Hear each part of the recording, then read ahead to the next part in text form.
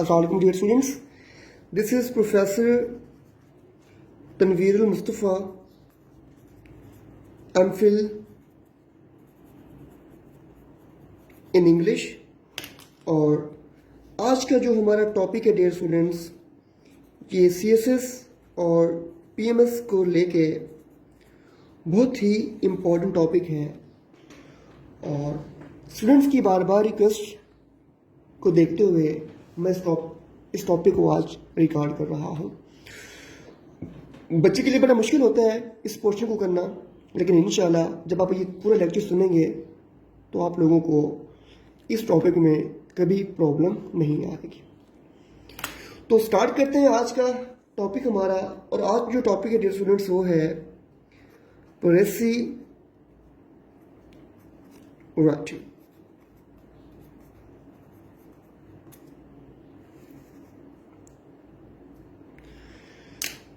आज तो जो हमारा टॉपिक है डियर स्टूडेंट्स वो है प्रेसी राइटिंग का। और अगर हम वर्ड प्रेसी की बात करें तो डियर स्टूडेंट्स जो हमारे पास वर्ड प्रेसी है it is a French word. ये फ्रेंच वर्ड है और इसका मीनिंग होता है डियर स्टूडेंट्स किसी भी चीज के जिस्ट को। और अगर हम प्रेसी की बात करें तो ये किसी भी पैराग्राफ का जो है या किसी भी पैसेज का ये डियर स्टूडेंट्स मेन आइडिया होता है, या आप कह सकते हैं कि ये सेंट्रल आइडिया होता है, या आप कह सकते हैं कि ये essence of passage, essence of the passage होता है। ठीक है, तो जो प्रेसी है जब हम बनाते हैं तो किसी भी गिवन पैराग्राफ का मेन आइडिया होगा, सेंट्रल आइडिया होगा, या हम कह सकते हैं कि एसेंस ऑफ द पैसेज होगा। एसेंस को जिसे हम उर्दू में कहते हैं निचोड़ को, जिसे हम उर्दू में निचोड़ कहते हैं। ठीक है डियर स्टूडेंट्स, तो जो प्रेसी होती है हमने क्या करना होता है? प्रेसी में हमने वर्ड्स को रिड्यूस करना होता है। Reduce the words. अब ये आधी बात है, पूरी बात ये है कि without reducing main idea, reduce the words without reducing main idea, कि हमने वर्ड्स को कम करना होता है, हमने वर्ड्स पे कंप्रोमाइज करना होता है, लेकिन हमने आइडिया पे कंप्रोमाइज बिल्कुल भी नहीं करना होता। तो ये कैसे हम रिडक्शन करते हैं वर्ड्स की? तो सबसे पहले जो स्टूडेंट है, जो कैंडिडेट है, उसने क्या करना है डियर स्टूडेंट्स? उसने करना है रीड द पैसेज। सबसे पहले बच्चा रीड द पैसेज करेगा, उसके बाद बच्चा करेगा अंडरस्टैंड द पैसेज। क्योंकि जब तक बच्चा अंडरस्टैंड नहीं करेगा बच्चा कभी भी राइट प्रेसी नहीं लिख सकता। तो read the passage, understand the passage, और थर्ड है रीराइट। बच्चे ने रीराइट करना है सेल्फ वर्ड्स में, सेल्फ राइटिंग में, ओन वर्ड्स में। याद रखेगी बच्चे ने ओन वर्ड्स में रीराइट करना है। ठीक है, तो जो प्रेसी है रिड्यूस द वर्ड्स है without reducing main idea. Passage को रीड करना है, पैसेज को अंडरस्टैंड करना है और फिर उसे रीराइट करना है अपने वर्ड्स में। तो हम सिंपल से कह सकते हैं कि precis is the exercise of, it is the exercise of reading, understanding and writing। सबसे पहले बच्चे ने उसे रीड करना है, फिर उसने उसे अच्छी तरह अंडरस्टैंड करना है और फिर उसने बहुत अच्छी तरह उसे राइट करना है। डियर स्टूडेंट्स, अगर हम प्रेसी राइटिंग की बात करें तो प्रेसी को 3 स्टेप्स में किया जाना चाहिए या किया जाया जाता है। ठीक है ना, प्रेसी को 3 स्टेप्स में किया जाता है। बट सबसे पहले हम जो बात करेंगे वो देखेंगे, जो पहला स्टेप है वो प्रेसी के रूल्स, कि प्रेसी के रूल्स क्या है। रूल्स के बाद जिस स्टूडेंट्स हम बात करेंगे कि प्रेसी का मेथड क्या है, और मेथड के बाद जो स्टूडेंट्स हम बात करेंगे कि उसकी ऑन पेपर एप्लीकेशन जो कि बच्चे के लिए एक दर्द सर होती है वो क्या है, वो कैसे करनी है। ठीक है ना। तो 3 स्टेप्स हैं बेसिकली। रूल्स क्या है डियर स्टूडेंट्स, रूल्स के बाद उसके मेथड क्या है, और मेथड के बाद उसकी ऑन पेपर एप्लीकेशन क्या है। अगर इनमें से किसी एक चीज पे भी बच्चा किसी एक चीज में भी लैग कर रहा है तो फिर बच्चे के लिए थोड़ा सा प्रेसी को करना मुश्किल हो जाएगा। ठीक है डियर स्टूडेंट्स। तो हम सबसे बात करेंगे डियर स्टूडेंट्स रूल्स की, कि प्रेसी के रूल्स क्या है। जो सबसे पहली बात है प्रेसी को लेके बेटा वो ये है कि जो है प्रेसी जो है ये 1/3 ऑफ द गिवन पैसेज या गिवन पैराग्राफ का जो प्रेसी है ये 1/3 होती है। सिंपल सी बात करें कि अगर हमारे पास 300 वर्ड्स आए हैं पैसेज में तो हमने उसको 100 वर्ड्स में कर देना है। 100 वर्ड्स में ऐसे करना है कि जो उसका आइडिया है वो एज इट इज रहे। हाँ 5 से 10 वर्ड्स की ऊपर नीचे हो सकते हैं, उसकी खैर है। ठीक है डियर स्टूडेंट्स। तो जो दूसरा रूल है प्रेसी को लेकर डियर स्टूडेंट्स वो ये है कि जो प्रेसी है ये सेल्फ राइटिंग है, कि बच्चे ने खुद लिखना है, ओन राइटिंग करनी है। उसने एग्जामिनर के वर्ड्स को, उसने एग्जामिनर्स के फ्रेजेस को, उसने एग्जामिनर की क्लॉजेस को कट कॉपी पेस्ट बिल्कुल भी नहीं करना। तो ये उसने अपने वर्ड्स में लिखनी है। जो सबसे अहम बात है तीसरी डियर स्टूडेंट्स वो ये है कि जो आपकी प्रेसी में जो आप लिख रहे हैं उसमें क्लैरिटी आनी चाहिए।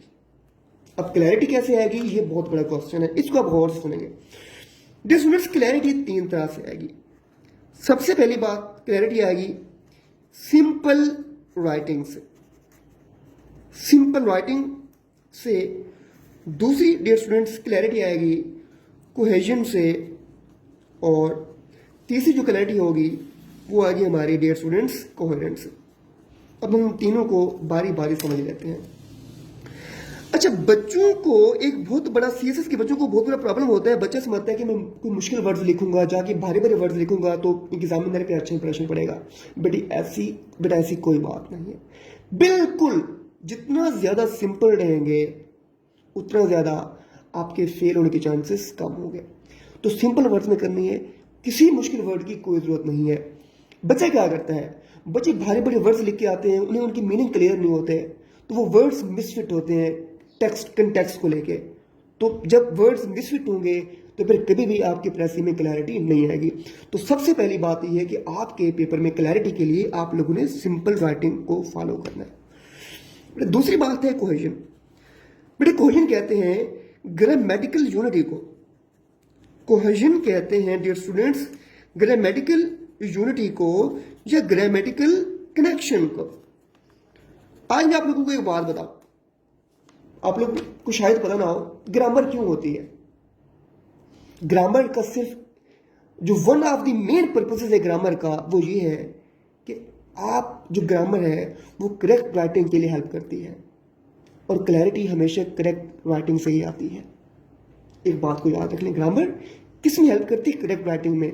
और करेक्ट राइटिंग क्या होती है, वो आपकी हेल्प करती है क्लैरिटी में। मैं इसकी एग्जांपल दूंगा। अगर हमारा ग्रामेटिकल कनेक्शन नहीं होगा, ग्रामेटिकल यूनिट नहीं होगी, तो हमारे पेपर, हमारी प्रेसी में, हमारी किसी भी राइटिंग में क्लैरिटी कभी भी नहीं होगी। मैं आपको एग्जांपल देता हूं। मैं कहता हूं I invited John and Don but he didn't come. अब ये मेरा सेंटेंस है, देखें। I invited John and Don but he didn't come. अब क्वेश्चन मेरा कि भाई इस सेंटेंस में क्या ग्रामेटिकल यूनिटी है, ग्रामेटिकल कनेक्शन है? बिल्कुल भी नहीं है। क्वेश्चन ये कि ही किसके लिए है? ही डॉन के लिए है, हमें नहीं पता। ही जॉन के लिए, हमें नहीं पता। अगर हमें नहीं पता तो इसका मतलब है कि हमारे सेंटेंस में क्लैरिटी नहीं है। तो क्लैरिटी लाने के लिए मुझे इस सेंटेंस में ग्रामेटिकल कनेक्शन चाहिए। तो मैं ही को रिप्लेस कर सकता हूँ 3 तरह से। मैं इधर डॉन भी लिख सकता हूँ, मैं इधर जॉन भी लिख सकता हूँ, या मैं इधर दे भी लिख सकता हूँ। तो सिंपल राइटिंग के बाद क्लैरिटी कैसे आएगी? कोहेजन से क्लैरिटी आएगी। कोहेजन किसे कहते हैं? ग्रामेटिकल यूनिटी को या ग्रामेटिकल कनेक्शन को। अब हम आते हैं कोहेरेंस को। अक्सर बच्चों को बता तो दिया जाता है कि कोहेजन पे काम करें, कोहेरेंस पे काम करें, लेकिन अनफॉर्चुनेटली हमारे बच्चों को पता ही नहीं होता कि कोहेजन क्या है या कोहेरेंस क्या है। बेटे कोहेरेंस क्या है? कोहेरेंस बड़ा सिंपल सी बात है। कोहेरेंस जो है वो होती है सिमेंटिकल यूनिटी, सिमेंटिकल यूनिटी या सिमेंटिकल कनेक्शन। कोहेजन होगा ग्रामेटिकल कनेक्शन और कोहेरेंस होगा सिमेंटिकल कनेक्शन। ये कैसे आएगा डियर स्टूडेंट्स? बड़ी सिंपल सी बात है। देखिए कैसे आएगा। ये आपके पास, ये पूरी आपके पास कोहेरेंस है, ये कोहेरेंस है, ये कोहेरेंस है, ये कोहेरेंस। कैसे भाई? प्रॉपर आपकी राइटिंग की बिगिनिंग हो, प्रॉपर आपकी राइटिंग की एंडिंग हो, और प्रॉपर आपकी राइटिंग के डियर स्टूडेंट्स सीक्वेंस स्पेलिंग को देख लेना ऑफ इवेंट्स। अगर आपकी राइटिंग की प्रॉपर बिगिनिंग नहीं है, प्रॉपर एंडिंग नहीं है, ये सीक्वेंस ऑफ इवेंट्स नहीं है, तो आप लोगों के पेपर, आप लोगों की प्रेसी में या किसी भी पीस ऑफ राइटिंग में कभी भी क्लैरिटी नहीं आएगी। तो कोहेरेंस किसे कहते हैं? कोहेरेंस कहते हैं सिमेंटिकल यूनिटी को। क्या मतलब है? कि सेंटेंस का सेंटेंस से रब्त हो, मीनिंग का मीनिंग से रब्त हो, वन पैराग्राफ शो हो रहा हो, ये ना हो रहा हो कि आप एक लाइन के बाद आगे कोई एक और आइडिया आ रहा हो। तो अगर ऐसा होगा तो फिर सिमेंटिकल यूनिटी कभी नहीं आएगी। अगर सिमेंटिकल यूनिटी कभी नहीं आएगी तो फिर क्लैरिटी कभी नहीं आएगी। और ये कैसे होगी? जिसमें प्रॉपर बिगिनिंग हो, प्रॉपर एंडिंग हो, और सीक्वेंस ऑफ इवेंट्स हो, सीक्वेंस ऑफ डिटेल्स हो, तो क्लैरिटी, तो सिमेंटिकल यूनिटी खुद ब खुद आ जाएगी। और जब सिमेंटिकल यूनिटी आएगी तो फिर क्लैरिटी खुद ब खुद आ जाएगी। तो मैं उम्मीद करता हूँ कि क्लैरिटी क्या होती है ये आप लोगों को, आप जिंदगी भर इंशाल्लाह आप लोगों को ये नहीं भूलेगा। अब हम आगे चल रहे हैं डियर स्टूडेंट्स। नेक्स्ट हमारा चौथा पॉइंट है, पॉइंट नंबर 4 है डियर स्टूडेंट्स। वो है हमारा dear students one paragraph. One paragraph में एग्जामिनर ने जितने मर्जी पैराग्राफ दिए हुए हों, 3 दिए हुए हों, 4 दिए हों या 5 दिए हों, आपने इन्हें वन पैराग्राफ में कन्वर्ट कर देना है। प्रेसी हमने वन पैराग्राफ में करने, एग्जामिनर ने भले जितने मर्जी वर्ड पैराग्राफ दिए हुए हों, आपने एक पैराग्राफ में अपनी प्रेसी को करना है। नंबर जो हमारा 5th पॉइंट है स्टूडेंट्स वो है कंप्लीटनेस। ये भी बहुत इंपॉर्टेंट, हर बात बहुत इंपॉर्टेंट है। हम कंप्लीटनेस की बात करते हैं। कंप्लीटनेस की क्या मतलब है? बेटे कंप्लीटनेस का मतलब है सेल्फ कंटेंट। सेल्फ कंटेंट, और वो बात जो मैं ऊपर बता गया हूं, सेल्फ कंटेंट ये है कि आपकी प्रेसी पढ़ने के बाद एग्जामिनर को या किसी भी बंदे को ओरिजिनल पैराग्राफ पढ़ने की जरूरत ना पड़े। यानी कि don't skip important points, don't miss. आप लोगों ने डियर स्टूडेंट्स इंपॉर्टेंट पॉइंट्स को बिल्कुल भी मिस, बिल्कुल भी नहीं करना। तो इंपॉर्टेंट पॉइंट्स को बिल्कुल भी आप लोगों ने स्किप नहीं करना। और नंबर 6 जो है डियर स्टूडेंट्स हमारा है वो है अनबायस्ड व्यूज। Unbiased views. बच्चे क्या कहते हैं? बच्चे कहते हैं सर प्रेसी में क्या था? प्रेसी में था कि डिक्टेटरशिप बहुत अच्छी चीज है, हमने तो जाके एग्जामिनर की ऐसी की तैसी कर दी, और हमने कहा कि नहीं भाई डिक्टेटरशिप क्यों, डेमोक्रेसी। तो भाई ये आप प्रेसी राइटिंग कर रहे हैं। तो अनबायस्ड व्यूज का ये मतलब है कि जो कुछ एग्जामिनर कह रहा है आपने उससे डिसएग्री नहीं करना। अगर एग्जामिनर कह रहा है कि भाई dictatorship is better than democracy, तो आप लोगों ने भी कहना कि हाँ जी सर आप ठीक कह रहे हैं, आप वजह फरमा रहे हैं, हम आपसे एग्री करने वाले कौन होते हैं? आप ये कहेंगे कि सर वाकई जो डिक्टेटरशिप है वो डेमोक्रेसी से बेहतर है। यानी कि आप एग्जामिनर की बात को रिजेक्ट नहीं कर सकते, आप उसकी बात का एंटीथीसिस नहीं बना सकते। एंटीथीसिस हम ऐसे में जाके बनाते हैं, या हम रीडिंग कॉम्प्रिहेंशन में भी बना सकते हैं एंटीथीसिस, ठीक है। तो हम अनबायस्ड व्यूज के साथ हम जाएंगे। नंबर 7 जो हमारा डियर स्टूडेंट्स पॉइंट होगा वो होगा इनडायरेक्ट स्पीच। जो प्रेसी है वो इनडायरेक्ट स्पीच में हमने करनी होती है। क्या मतलब है कि जो हमारे प्रोनाउन होंगे वही शी, इट, दे या थर्ड पर्सन प्रोनाउन होंगे। अगर राइटर आई की एग्जांपल बार बार आई को कोट कर रहा है तो वो इसका मतलब राइटर खुद होगा। तो उसका मतलब द राइटर होगा। आई को आप द राइटर में कन्वर्ट कर देंगे। हाँ, एक और बात भी होती है, समटाइम दो करेक्टर आ जाते हैं, एक द राइटर आई खुद बन जाता है और एक और अंदर में वो आई डाल देता है। इसकी गप हम आगे चल के लगाएंगे कि हमें इसको कैसे काउंटर करना होगा। ये बहुत इंपॉर्टेंट पॉइंट है, बहुत इंपॉर्टेंट पॉइंट है, ठीक है जी। नेक्स्ट हमारा जो सबसे इंपॉर्टेंट डियर स्टूडेंट्स वो बात है कि सिंपल वर्ड्स में मैंने आप लोगों को ऑलरेडी बता दिए थे। अब हमारा जो नेक्स्ट पॉइंट नंबर 8 जो है डियर स्टूडेंट्स, वो है फाइंडिंग टाइटल। जी, ये टाइटल को फाइंड कैसे करना है। बेटे मैं एक बात करता हूँ क्लास में, फाइंडिंग टाइटल बिल्कुल ऐसे है जैसे फाइंडिंग रिश्ता। जिस आप रिश्ता ढूंढते हैं बड़े केयरफुल होते हैं कि कुछ गलत ना हो जाए, कि प्रॉब्लम ना हो जाए। तो बिल्कुल जब आप प्रेसी का टाइटल फाइंड करते हैं तो आप ऐसे समझें कि आप अपने लिए रिश्ते का इंतखाब कर रहे हैं। आप खुद देखें कि ये कितना इंपॉर्टेंट होता है, ये कितना अहम होता है। लेकिन ये इतना मुश्किल होता नहीं है जितना मुश्किल बच्चा इसे समझ लेता है। आइए हम बात करते हैं बड़ी सिंपल तरीके से कि हम अपने टाइटल को फाइंड कैसे करते हैं। जैसे टाइटल को फाइंड करने से पहले मैं आप लोगों को पैराग्राफ की टाइप्स पढ़ाऊंगा कि आज मैं पहले आप लोगों को पैराग्राफ पढ़ाऊंगा, उसके बाद आप लोगों को मैं बताऊंगा कि अब टाइटल हमने कैसे फाइंड किया। जैसे पैराग्राफ हमारे दो तरह के होते हैं। एक हमारा होगा ट्रेडिशनल पैराग्राफ, ये बात बड़ी समझने की है। ट्रेडिशनल पैराग्राफ होगा एक हमारे डियर स्टूडेंट्स, और दूसरा हमारा जो पैराग्राफ होगा डियर स्टूडेंट्स वो होगा इनवर्टेड पैराग्राफ।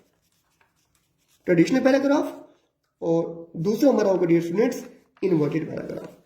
अब हम बात करते हैं ट्रेडिशनल पैराग्राफ को। ट्रेडिशनल पैराग्राफ क्या डियर स्टूडेंट्स? ट्रेडिशनल पैराग्राफ का एक स्ट्रक्चर होता है। उस स्ट्रक्चर में डियर स्टूडेंट्स सबसे पहले हमारे पास टॉपिक सेंटेंस होगा। टॉपिक सेंटेंस के बाद डियर स्टूडेंट्स हमारे पास सपोर्टिंग डिटेल्स होगी। सपोर्टिंग डिटेल्स, इसमें मल्टीपल आपके सेंटेंसेस होते हैं जो आप लोगों का बॉडी पैराग्राफ होता है। सबसे पहले टॉपिक सेंटेंस होगा, सपोर्टिंग डिटेल्स होगी, और एंड पे होगा हमारे पास डियर स्टूडेंट्स कंक्लूडिंग सेंटेंस। तो ये ट्रेडिशनल पैराग्राफ का एक स्ट्रक्चर है। टॉपिक सेंटेंस होगा, सपोर्टिंग डिटेल्स होगी जो बॉडी पैराग्राफ होगा, और हमारा कंक्लूडिंग सेंटेंस होगा। जब आप टाइटल को फाइंड करना हो, अगर आप देखें कि वो हमारा ट्रेडिशनल पैराग्राफ है, मैंने आपको बता दिया है, तो ट्रेडिशनल पैराग्राफ का जो टाइटल होता है डियर स्टूडेंट्स वो हमेशा 99% आप लोगों का टॉपिक सेंटेंस में होता है, और ये उसमें भी टॉपिक सेंटेंस का सब्जेक्ट होता है। जब मैं इसकी एप्लीकेशन करवाऊंगा फिर आप लोगों को बताऊंगा कि कैसे। सिंपल सी बात है कि जब आप ट्रेडिशनल पैराग्राफ की बात करेंगे उसमें आप लोग टाइटल फाइंड करेंगे प्रेसी का, तो वो हमारा ट्रेडिशनल पैराग्राफ का टॉपिक सेंटेंस होगा, और टॉपिक सेंटेंस का रेफरेंस वो क्या होगा, हमारे पास सब्जेक्ट होगा। अब पता एक्सेप्शन और एवरीवेयर। अब हम इन्वर्टेड पैराग्राफ की बात करते हैं। डिफरेंस इन्वर्टेड पैराग्राफ ये होता है कि हमारे पास जो है वो टॉपिक सेंटेंस होता ही नहीं। इन्वर्टेड पैराग्राफ में टॉपिक सेंटेंस नहीं होगा हमारे पास। हमारे पास क्या होगा, हमारे पास सपोर्टिंग डिटेल होगी। सपोर्टिंग डिटेल 1 है, सपोर्टिंग डिटेल 2 है, सपोर्टिंग डिटेल 3 है, वट एवर है, सपोर्टिंग डिटेल्स है। उसके बाद ये स्टूडेंट्स हमारे पास होगा, इनके बाद हमारे पास होगा कंक्लूडिंग सेंटेंस। इन्वर्टेड पैराग्राफ में हमारे पास टॉपिक सेंटेंस नहीं होगा। Supporting detail 1, supporting detail 2, supporting detail 3, what ever जो भी है, और एंड पे होगा हमारे पास टॉपिक कंक्लूडिंग सेंटेंस। अब जो इन्वर्टेड पैराग्राफ का जो टाइटल होगा वो हमारा डिफरेंस क्या होगा, कंक्लूडिंग सेंटेंस। अब सपोर्टिंग डिटेल 1 का जो सब्जेक्ट होगा वो बिल्कुल भी आप लोगों के टाइटल को कंप्लीट जस्टिफाई नहीं कर सकता। तो जो कंक्लूडिंग सेंटेंस होगा वही हमारा इन्वर्टेड पैराग्राफ का क्या होगा, उसी में हमारा टाइटल होगा, और कंक्लूडिंग सेंटेंस का जो सब्जेक्ट है मेनली वो हमारा उसका क्या होगा, उसका टाइटल होगा। ठीक है डियर स्टूडेंट्स। अब हम बात करते हैं डियर स्टूडेंट्स टाइटल की। ठीक है, टाइटल देखिए बच्चे जो है वो 1, 2, 3, 4, 5 टाइटल लिख के आ जाते हैं। इतने टाइटल लिखने की कोई जरूरत नहीं है बेटा। सोच समझ के लिखें और एक ही लिखें, क्योंकि आप लोगों को पहला टाइटल चेक होगा, बाकी टाइटल्स को एग्जामिनर देखेगा भी नहीं। तो टाइटल को सोच समझ के लिखना है, और सोच समझ के लिखना है, और एक ही लिखना है। टाइम भी कम होगा आपके पास तो ज्यादा नहीं लिखना है, एक ही लिखना है और सोच समझ के लिखना है। आप जितने मर्जी लिख लें, सुबह पहला आप गलत लिख लेते हैं, दूसरा आपको ठीक होता है, एग्जामिनर दूसरे भी नहीं जाएगा, एग्जामिनर पहले को गलत करके आगे चला जाएगा। अब हम बात करते हैं डियर स्टूडेंट्स, जो सबसे इंपॉर्टेंट बात है पॉइंट नंबर 9 है, वो है कि हमारा ऑर्डर क्या होगा। प्रेसी क्या हमारा जो है वो ऑर्डर क्या होगा। सिंपल सा, जब हम ट्रेडिशनल पैराग्राफ की बात करेंगे तो प्रेसी का ऑर्डर भी ऐसे होगा। जब हम प्रेसी बनाएंगे, प्रेसी में हमारे पास ट्रेडिशनल पैराग्राफ में भी सबसे पहले क्या होगा, टॉपिक सेंटेंस होगा। टॉपिक सेंटेंस के बाद हमारे पास स्टूडेंट्स सपोर्टिंग डिटेल्स होंगी, और सपोर्टिंग डिटेल्स के बाद हमारे पास क्या होगा, कंक्लूडिंग सेंटेंस होगा। ट्रेडिशनल पैराग्राफ का जो ऑर्डर होगा, जो हम प्रेसी बनाएंगे, उस ऑर्डर में हमारे पास सबसे पहले टॉपिक सेंटेंस होगा, उसके बाद सपोर्टिंग डिटेल्स होगी, और उसके बाद हमारे कंक्लूडिंग सेंटेंस होगा। और जो हमारा इन्वर्टेड पैराग्राफ होगा, इन्वर्टेड पैराग्राफ में क्या होगा, इन्वर्टेड पैराग्राफ में स्विच हो जाएगा। कंक्लूडिंग सेंटेंस आपका स्टार्ट में आ जाएगा, और ये आपका कंक्लूडिंग सेंटेंस जो है ये टॉपिक सेंटेंस बन जाएगा। और कंक्लूडिंग सेंटेंस के बाद आप क्या करेंगे डियर स्टूडेंट्स, सपोर्टिंग डिटेल 1 और सपोर्टिंग डिटेल 2 जितने भी है, फिर आप सपोर्टिंग डिटेल दे देंगे। तो ट्रेडिशनल पैराग्राफ में देखें topic sentence, supporting detail, concluding sentence, और फिर हम देखें इन्वर्टेड पैराग्राफ में हम क्या कर रहे हैं कि हम कंक्लूडिंग सेंटेंस को, कि वो मतलब था उसमें हमारा टाइटल था, उसको हम उठा के शुरू में अपने टॉपिक सेंटेंस बनाएंगे, और उसके बाद हम सपोर्टिंग डिटेल्स को लेके आएंगे। यहाँ पे सबसे इंपॉर्टेंट बात यह है कि जो हमने प्रेसिव लिखनी है, जो हमने प्रेसी लिखनी है डियर स्टूडेंट्स, चाहे वो इन्वर्टेड पैराग्राफ है, चाहे वो ट्रेडिशनल पैराग्राफ है, उसका ऑर्डर सेम होगा। और वो क्या होगा, जो हम प्रेसी बनाएंगे, हमारे पास टॉपिक सेंटेंस होगा, टॉपिक सेंटेंस के बाद हमारे पास सपोर्टिंग डिटेल होगी, सपोर्टिंग डिटेल के बाद हमारे पास क्या होगा स्टूडेंट्स, कंक्लूडिंग सेंटेंस होगा। इन्वर्टेड पैराग्राफ में हमारा कंक्लूडिंग सेंटेंस स्टार्ट में आ जाएगा, तो ये एज इट इज आप लोगों का बन जाएगा। ये हमारा ऑर्डर था। अब हम बात करते हैं स्टूडेंट्स के टेंस क्या होगा। पॉइंट नंबर हमारा ये बन जाएगा मेरे ख्याल में 10, पॉइंट नंबर हमारा 10 बन जाएगा। टेंस क्या होगा डियर स्टूडेंट्स, टेंस की सिंपल सी बात है कि जो टेंस एग्जामिनर दिया हो, आपने उसी टेंस में ही अपनी प्रेसी बनानी होती है, इसमें कोई रॉकेट साइंस नहीं है जी। नंबर पॉइंट, अब आपने अवॉइड करना है इन चीज़ों से, आपने डायरेक्ट स्पीच को बिल्कुल भी, डायरेक्ट स्पीच का अपनी प्रेसी में इस्तेमाल बिल्कुल भी नहीं करना है। इसका क्या मतलब है, आप लोगों को आई वी यू और इसकी पूरी फैमिली का, मतलब me, myself, we, our self, yours, ours, आप लोगों ने इनका इस्तेमाल बिल्कुल भी नहीं करना। डायरेक्ट स्पीच का इस्तेमाल नहीं करना आप लोगों ने। बट नेक्स्ट क्या बात है कि नो एग्जाम्पल्स, आप लोगों ने कोई एग्जाम्पल्स नहीं देनी, ठीक है ना। कोई एग्जाम्पल्स यदि एक्सप्लेनेशन होती हैं, और प्रेसी में एक्सप्लेनेशन बिल्कुल भी नहीं होती। एग्जाम्पल्स नहीं देनी आप लोगों ने डियर स्टूडेंट्स, पर्सनैलिटी नेम्स नहीं देने आप लोगों ने, और आप लोगों ने कोई डियर स्टूडेंट्स कोटेशंस नहीं देनी, कोटेशंस नहीं देनी, और आप लोगों ने डियर स्टूडेंट्स पर्सनैलिटी नेम्स नहीं देने, और आप लोगों ने एग्जाम्पल्स बिल्कुल भी नहीं देनी। नंबर 13 में हमारा क्या डियर स्टूडेंट्स, नंबर 13 में हमारा ये है कि हमने कोई इनफॉर्मल एक्सप्रेशन नहीं देना।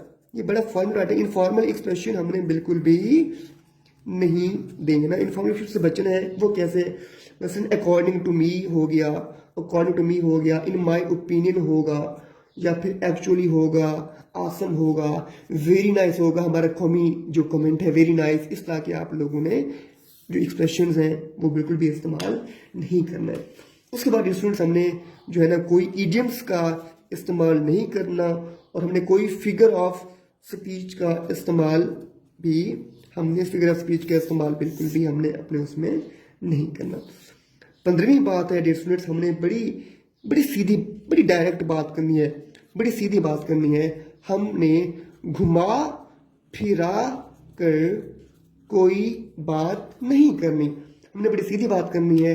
हमने घुमा फिरा कर कोई बात नहीं करनी, ना घुमा फिरा कर बात करनी है, और ना हमने बढ़ा चढ़ा कर बात करनी, ना ही हमने घुमा फिरा के डिस्टेंस से बात करनी है, और ना ही हमने बढ़ा चढ़ा के बात करनी है।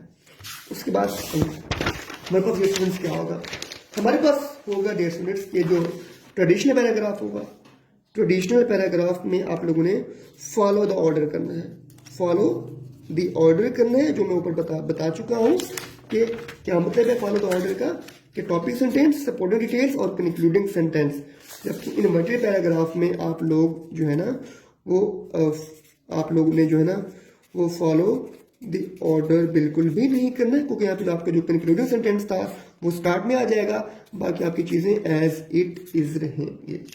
यहाँ पे मैं आप लोगों को बहुत इंपॉर्टेंट पॉइंट बताऊँ, बच्चा ये समझ लेता है कि जो प्रेसी राइटिंग है ये क्या है, ये कोई बच्चे ने कोई आगे पैराफ्रेज कर देना है, या फिर बच्चे ने आके समरी लिख देनी, क्योंकि समरी की कोई वर्ड लिमिट नहीं होती जबकि प्रेसी की वर्ड लिमिट होती है, या फिर बच्चे ने आके कोई एब्स्ट्रैक्ट लिख देना है, एब्स्ट्रैक्ट की वर्ड लिमिट होती है, समरी की कोई वर्ड लिमिट नहीं होती, और पैराफ्रेज तो चीज़ों को घुमा देना होता है, ठीक है ना। तो ये प्रेसी जो है ना ही पैराफ्रेज राइटिंग है, ना समरी राइटिंग है, और ना ही एब्स्ट्रैक्ट राइटिंग है। ये क्या राइटिंग है, राइटिंग के ऊपर मैं आपको बता चुका हूँ। ये थे हमारे रूल्स कि हमने प्रेसी को कैसे करने हैं। अब हम बात डियर स्टूडेंट्स, अब बात को लेक्चर बहुत लंबा हो गया है, अब अगर हम जो है इसके मेथड की बात करें और फिर ऑन पेपर एप्लीकेशन की बात करें,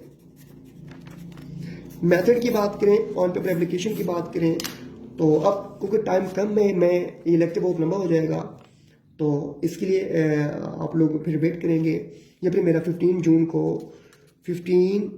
को मेरा जो है वो प्रेसी का सेशन, मेरा ऐसे का सेशन मेरा 12 जून को स्टार्ट हो रहा है ऑनलाइन, और मेरा प्रेसी का जो सेशन है ऐसे के सेशन डियर स्टूडेंट्स मेरा 12 जून से स्टार्ट हो रहा है, और उसमें कुछ सीट्स बच गई हैं, और जो हमारा प्रेसी का सेशन है वो हमारा 15 जून से हम लॉन्च कर रहे हैं। तो आप रजिस्टर अपने आप को रजिस्टर करवा लें, और इंशाल्लाह ये बाकी चीज़ें हम वहाँ पे डिस्कस करेंगे। यहाँ पे मेरी सबसे अहम बात अभी रहती है, ये हर बच्चे ने सुननी है। बच्चा देखिए, जो प्रेसी डियर स्टूडेंट्स ये 20 नंबर की होती है, और बच्चा इसे 100 मार्क्स समझ लेता है, बट ऐसी कोई बात नहीं है।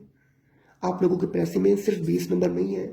फिर इसके बारे में एक और बड़ी मिथ है, वो मिथ ये है कि अगर प्रेसी फेल तो पूरा पेपर फेल, तो भाई वो 80 मार्क्स का बाकी पेपर क्यों बना रहा है। तो बच्चा जो प्रेसी में मिस्टेक करता है, बच्चा सारा साल प्रेसी बनाने पे लग जाता है, एंड पे क्या होता है, बाकी 80 नंबर 80 मार्क्स के पेपर भी रह जाता है और प्रेसी भी नहीं होती। तो जो प्रेसी की पेपर है बहुत इंपॉर्टेंट पेपर है, इसमें आप लोगों अपनी बेसिक्स और सारी चीज़ें करनी होती है, और ये ऐसा सब्जेक्ट है जो आप लोगों को आराम से 90 मार्क्स दे सकता है, और 90 मार्क्स आए हैं, ठीक है ना। तो सिर्फ प्रेसी नहीं करनी, इसके पूरा जो इसकी आउटलाइन है उसको अच्छी तरह तैयार करना है, तो ये बहुत अच्छा स्कोरिंग सब्जेक्ट है। और प्रेसी के पेपर ऐसा पेपर है जो आपको हर सब्जेक्ट में हेल्प आउट करेगा। सीएसएस में ऐसा कोई पेपर नहीं है जो आपको हर पेपर में हेल्प आउट करेगा, लेकिन प्रेसी के पेपर ऐसा पेपर है जो आपको हर पेपर में हेल्प आउट करेगा। तो मेरी बात याद रख लें कि जब आपने प्रेसी एंड कंपोजिशन का पेपर करना हो तो सिर्फ 20 मार्क्स की प्रेसी को नहीं देखेंगे, आप इस 80 मार्क्स को भी देखेंगे। अगर आप बड़ा स्मार्टली चलें और ठीक तरह से चलें बेटा, तो आराम से आप 90 मार्क्स ले सकते हैं, ठीक है। बताएंगे आप लोगों को लेक्चर कैसा लगा, और आप लोगों ने कुछ और समझना हो, आप लोगों को कोई और टॉपिक समझना हो, तो आप लोग मुझे बता देंगे। इंशाल्लाह मैं बहुत जल्द उसकी वीडियो बना के अपलोड कर दूँगा अपने पेज पे, जो मेरा पेज फेसबुक पे। आप जुड़े रहें। Take care. अस्सलाम वालेकुम।